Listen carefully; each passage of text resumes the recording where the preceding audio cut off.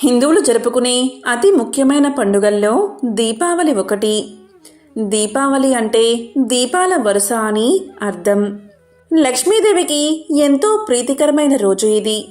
ఈ రోజు ప్రతి ఒక్కరూ లక్ష్మీదేవిని ఆరాధించి ఆమె ఆశీస్సులను పొందడానికి దీపారాధన తప్పనిసరిగా చేస్తారు. ఈ రోజు దీపారాధన చేసే సమయంలో రావి ఆకును ఉపయోగించి దీపారాధన చేస్తే చాలు, లక్ష్మీనారాయణల అనుగ్రహం మీకు కలుగుతుంది. మన భారతీయ సంస్కృతికి అద్దం పట్టే విధంగా అత్యంత వైభవంగా జరుపుకునే పండుగలలో దీపావళి ఒకటి. ఈరోజు శ్రీ మహాలక్ష్మిని హిందువులు భక్తి శ్రద్ధలతో కొలుస్తారు. ఈరోజు దీపారాధనకు ఎంతో ప్రాధాన్యత ఉంది. కొంతమంది తెలిసి తెలియక ఈ చిన్న పొరపాటు చేయడం వల్ల దీపారాధన ఫలితం అస్సలు దక్కదు. చాలామంది తెలియక దీపారాధనని భూమిపైనే వెలిగిస్తారు. దీపారాధనని ఎప్పుడూ కూడా నేలపై నేరుగా వెలిగించకూడదు. ఏదైనా ఆకుపై కానీ లేదా ప్లేట్పై కానీ దీపారాధన కుందుని ఉంచి అప్పుడు దీపారాధన చేయాలి. ఈరోజు ముఖ్యంగా అంటే దీపావళి రోజు ముఖ్యంగా రావి ఆకు ఉంచి దానిపై ప్రమిద ఉంచి దీపారాధన చేయడం వల్ల విశేషమైన పుణ్యం మీకు లభిస్తుంది.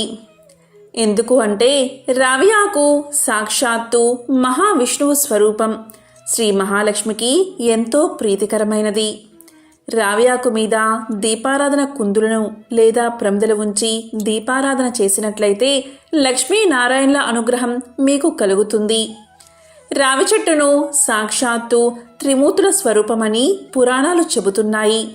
త్రిమూర్తుల అనుగ్రహం మీకు కలగాలి అన్నా, ఆర్థిక ఇబ్బందుల నుండి బయటపడాలి అన్నా ఎంతో పవిత్రమైన ఈ దీపావళి అమావాస్య రోజు రావి చెట్టు ఆకుల మీద ప్రమిద ఉంచి దీపారాధన చేయండి. ఇలా చేస్తే ఉత్తమ ఫలితాలు కలుగుతాయి.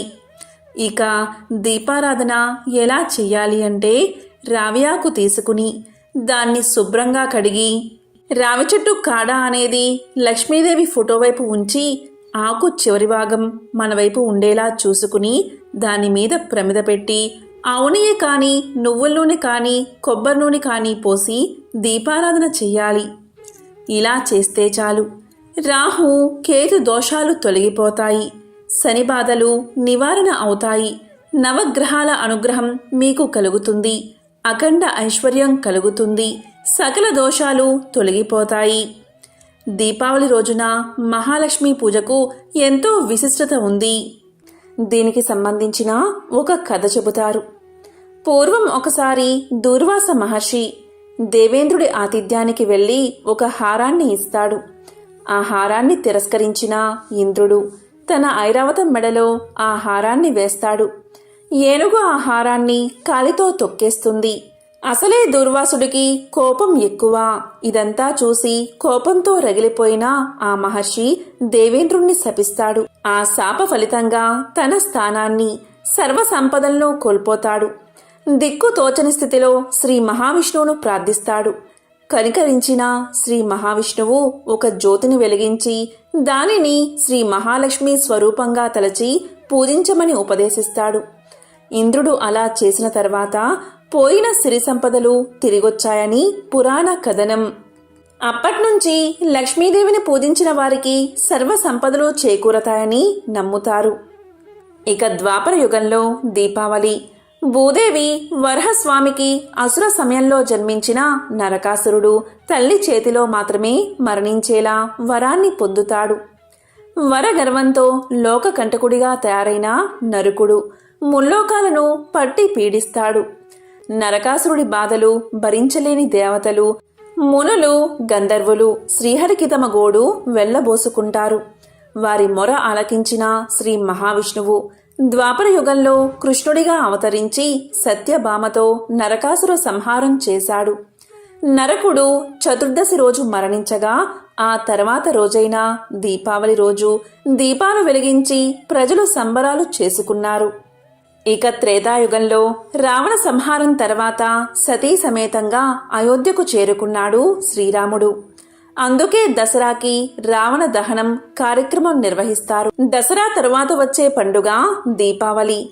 రావణ సంహారం తర్వాత అయోధ్యకు చేరుకోవడంతో ప్రజలంతా దీపాలు వెలిగించి బాణాసంచా కాల్చి సంబరాలు చేసుకున్నారు. సాధ్యం త్రివర్తి సంయుక్తం వహ్నినా యోజితం మయా గృహానా మంగళదీపం త్రైలోక్య తిమిరాపహం భక్తాదీపం ప్రయచ్చామి దేవాయ పరమాత్మనే త్రాహిమాం నరకాత్ ఘోరాత్ దివ్యజ్యోతి నమోస్తుతే. 3 వత్తులు నూనెలో తడిపి అగ్నితో వెలిగించి శుభప్రదమైన 3 లోకాల చీకట్లను పోగొట్టగలిగిన దీపాన్ని వెలిగించాను. పరమాత్మునికి ఈ దీపాన్ని భక్తితో సమర్పిస్తున్నాను. భయంకరమైన నరకాల నుంచి రక్షించే దివ్యజ్యోతికి నా నమస్కారమని ఈ శ్లోకమర్థం. ఈ సంవత్సరం అంటే 2023వ సంవత్సరం దీపావళి ఎప్పుడు చేసుకోవాలి అంటే ముందుగా అమావాస్య తిథి ఎప్పుడు మొదలైందో ఇప్పుడు తెలుసుకుందాం. నవంబర్ 12వ తేదీ మధ్యాహ్నం 2:44 అమావాస్య తిథి మొదలై నవంబర్ 13వ తేదీ మధ్యాహ్నం 2:56 ముగుస్తుంది. కాబట్టి నవంబర్ 12వ తేదీ దీపావళి. ఇక లక్ష్మీదేవికి వృషభ లగ్న పూజా ముహూర్తం అంటే ఎంతో ఇష్టం. ఈ వృషభ లగ్న కాలం ఎప్పుడు అంటే నవంబర్ 12వ తేదీ సాయంత్రం 5:19 నుంచి 7:19 వరకు ఉంది. లక్ష్మీ పూజా ముహూర్తం కూడా సాయంత్రం 5:19 నుంచి 7:19 వరకు. ఈ వృషభ లగ్న కాలంలో భక్తులందరూ లక్ష్మీదేవిని విశేషంగా పూజిస్తారు. ఈ సమయంలో అమ్మవారిని భక్తి శ్రద్ధలతో కొలిస్తే అఖండ లక్ష్మీ కటాక్షం కలిగి ఆ ఇంట్లో లక్ష్మీదేవి సిరు సంపదలను కురిపిస్తుంది. ఈ కాలాన్నే వృషభ లగ్న కాలము అంటారు. ఈ సమయంలోనే ఇంట్లో లక్ష్మీదేవి అమ్మవారి ముందు దీపాన్ని వెలిగించాలి. ఇంటి ముందు దీపాలు వెలిగించాలి. ఇలా ఈ సమయంలో దీపాలు వెలిగించడం వల్ల మన ఇల్లు సిరి సంపదలతో భోగ భాగ్యాలతో వర్ధిల్లుతుంది. పంచభూతాల్లో ప్రధానమైనది అగ్ని. ఈ అగ్ని ప్రాణికోటి మనుగడకు ఉపకరించే తేజస్సును, ఆహారాన్ని, విజ్ఞానాన్ని ప్రసాదిస్తుంది. ఈ దీపాల వెలిగింపు ద్వారా 3 రంగులు ప్రధానంగా మనకు కనిపిస్తాయి. అందులో నీలము, పసుపు, తెలుపు ఈ 3 రంగులు మానవ మనుగడకు ఆవశ్యకమైనవిగా. ఈ 3 రంగులు జగతిని పాలించే లక్ష్మి, సరస్వతి, పార్వతులుగా భావిస్తారు. అంతేకాదు ఈ 3 రంగులు సత్యం, శివం, సుందరం. ఈ 3 రంగుల దీపపు కాంతి ద్వారా స్త్రీ జగన్మాతలను ఆరాధించినట్లుగా మానవులకు విజ్ఞానం, వివేకం, వినయాలకు సంకేతమని సందేశాత్మకంగా హిందువులు నమ్ముతారు. మానవుడు నరకం నుంచి తప్పించుకోవాలి అంటే, అలాగే దక్షిణాయన పాపకాలం నుంచి తప్పించుకోవడానికి జ్యోతిని దానం చెయ్యాలని చెప్తారు. అందుకుగాను ఆశ్వయుజ మాసంలో వచ్చే బహుళ చతుర్దశి, అమావాస్యలు పరమ పవిత్ర పర్వదినాలుగా భక్తులు భావిస్తారు. దీపావళికి అంతటి శక్తి ఉంది కాబట్టి ఈ దీపాన్ని ఈ వృషభ లగ్న కాలంలో ప్రతి ఒక్కరూ లక్ష్మీదేవి ముందు, అలాగే మన ఇంట్లో వెలిగించాలి. ఇక దీపావళి రోజు అంటే నవంబర్ 12వ తేదీ ఆదివారం రోజు ప్రదోష కాలం వచ్చేసి సాయంత్రం 5:08 నుంచి 7:41 వరకు ఉంది. ఈ లక్ష్మీ పూజా సమయంలో వృషభ లగ్న కాలంలో లక్ష్మీదేవి ముందు ఉసిరికాయ దీపాన్ని వెలిగించి లక్ష్మీదేవికి హారతి ఇస్తే చాలు, ఇంట్లో ఉన్న దరిద్రం మొత్తం తొలగిపోతుంది. ఎందుకు అంటే ఉసిరికాయ శ్రీ మహాలక్ష్మికి ఎంతో ప్రీతికరమైనది. లక్ష్మీదేవికి ఎంతో ప్రీతికరమైన ఉసిరికాయ దీపం వెలిగిస్తే కోరిన కోరికలు తీరతాయి. ఈ మహానిశిత కాలంలో ఓం లక్ష్మీ నమో నమః, ఓం లక్ష్మీ నమో నమః అని 108 సార్లు జపిస్తే చాలు, అఖండ ఐశ్వర్యం ప్రాప్తిస్తుందని పురాణాలు చెబుతున్నాయి. ఆదివారం మధ్యాహ్నం నుంచి అమావాస్య మొదలైంది కాబట్టి ఆదివారం ఉదయం నరక చతుర్థి చేసుకోవాలి. ప్రతి ఒక్కరూ ఈరోజు తప్పనిసరిగా తైలాభ్యంగన స్నానం చేయాలి.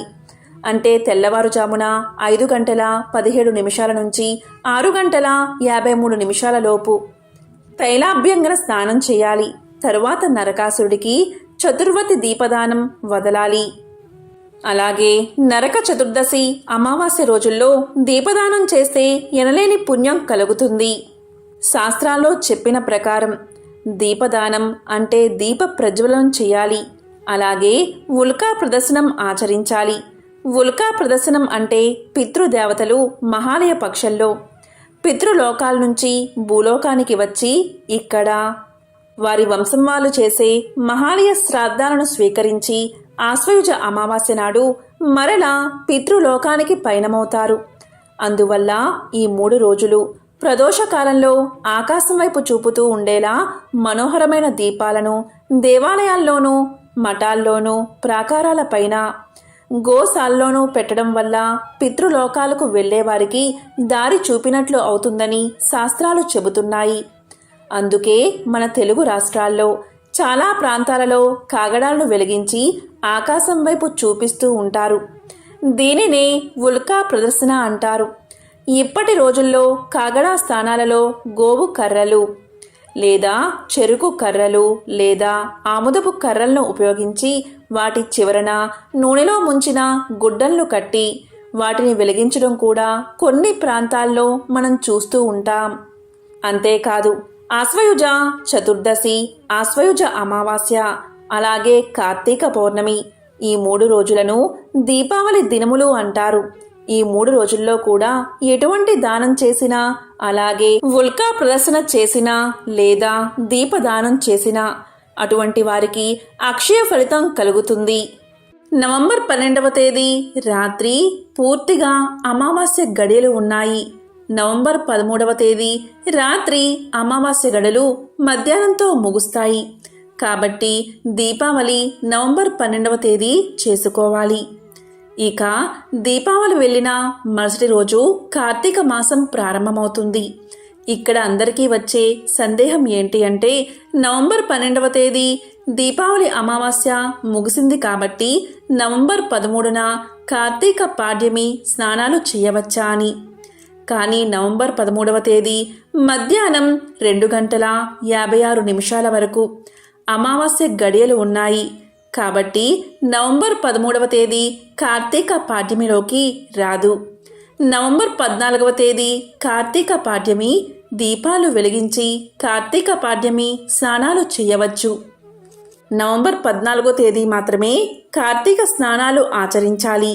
కాబట్టి ఈ సంవత్సరం అంటే 2023వ సంవత్సరం దీపావళి అమావాస్యను నవంబర్ 12వ తేదీ చేసుకోవాలి. అలాగే కార్తీక మాసం దీపాలు, కార్తీక స్నానాలు, పాడ్యమి స్నానం నవంబర్ 14వ తేదీ తెల్లవారుజామున చేయాలి.